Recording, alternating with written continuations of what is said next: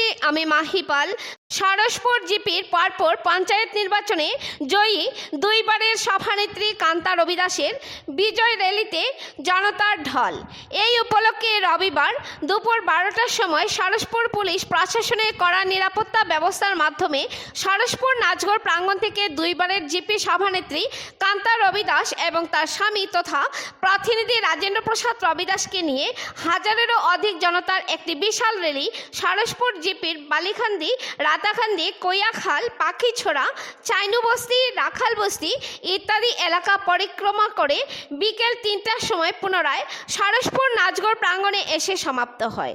এরপর সরসপুরে আয়োজিত এক সাংবাদিক সম্মেলনে সরসপুর জিপির সভানেত্রী কান্তা রবিদাসের প্রতিনিধি রাজেন্দ্র প্রসাদ রবিদাস জানান যে জিপির জনগণ তার স্ত্রীকে দ্বিতীয়বার সভানেত্রীর পদে জিতিয়েছেন। এই জয় গণতন্ত্রের জয়, এই জয় দিন দরিদ্র অসহায় মেহনতি মানুষের জয় বলে তিনি আখ্যায়িত করেন। রাজেন্দ্রবাবু আরও বলেন যে জনগণ তাদের ভোটের মাধ্যমে সরাসরি তার স্ত্রী কান্তা রবিদাসকে প্রথমবার সভানেত্রী এবং দ্বিতীয়বার গ্রুপ মেম্বারদের ভোটাভুটির মাধ্যমে আবার সভানেত্রী পদে জয়ী করে একটি দুর্নীতিমুক্ত সুষ্ঠু পঞ্চায়েত গঠন করতে সাহায্য করেছেন বলে তিনি আমজনতাকে ধন্যবাদ জানান।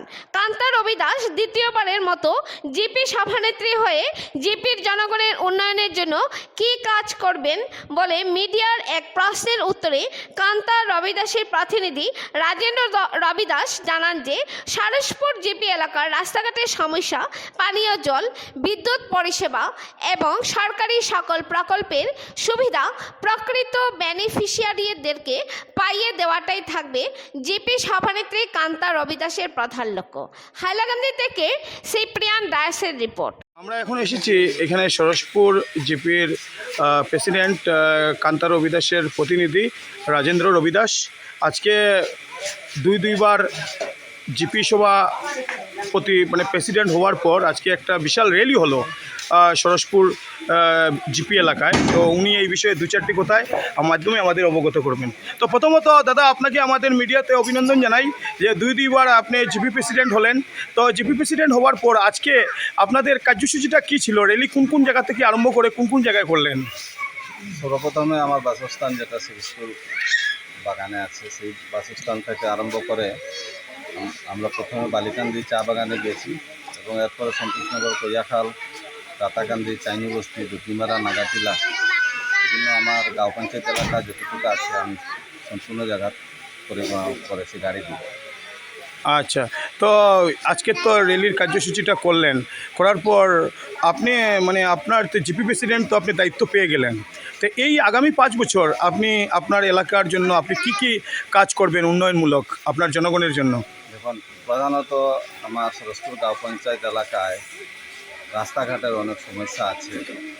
রাস্তাঘাটের মধ্যে যেমন কালভার্ট, অনেক জায়গা আছে, অনেক কালভার্টের প্রয়োজন আছে, যেটা বিগত 5 বছরে আমি অনেক কাজ করেছি। প্রায় 300-র উপরে প্রকল্প আমি করেছি, 15 ফাইন্যান্স এবং 14 ফাইন্যান্স। এরপরে এখনও অনেক কাজ বাকি রয়েছে।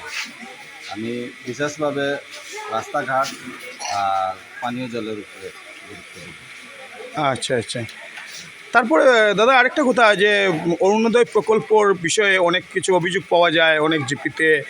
অরুণোদয় প্রকল্পের বিষয়ে বা প্রধানমন্ত্রীর ঘরের বিষয়ে ঘর বন্টন ঠিকমতো হচ্ছে না, যারা পাওয়ার যোগ্য তাদেরকে না দিয়ে অন্যদের দেওয়া হয়, বা অরুণোদয় প্রকল্পের সুবিধা থেকে অনেক জনগণ বঞ্চিত হয়।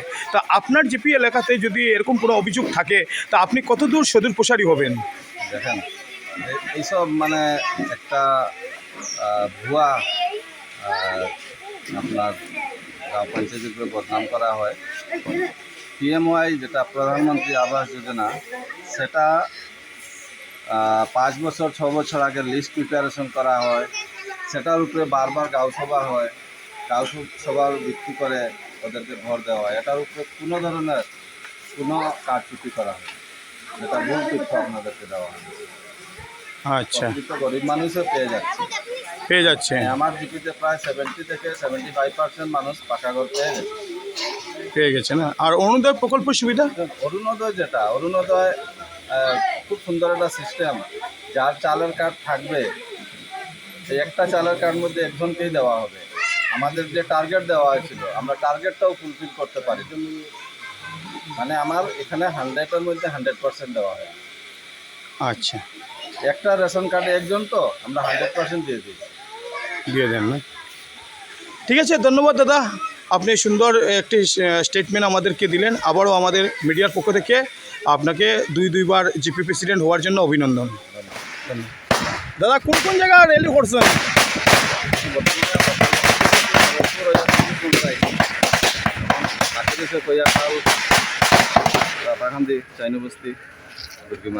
এগুলো জায়গা করবেন। আর সকাল কটার সময় আরম্ভ হয়েছে? না, সকাল বলতে আমরা দুপুরে বাইরেছি, 12টার পরেও বাইরেছি। হ্যাঁ হ্যাঁ, এখন পর্যন্ত কয়টা জায়গা মানে র্যালি করলা? বালিখান্দির পুরা গ্রুপ, বালিকান্দি, আর কোন কোন জায়গা? সরস্বর বাজার থেকে আমরা সম্পূর্ণ করাই প্রথম করি। আর এখন তুমি জায়গা এখন আমরা কয়াখালী যাবো, কয়াখালী থেকে আমাদের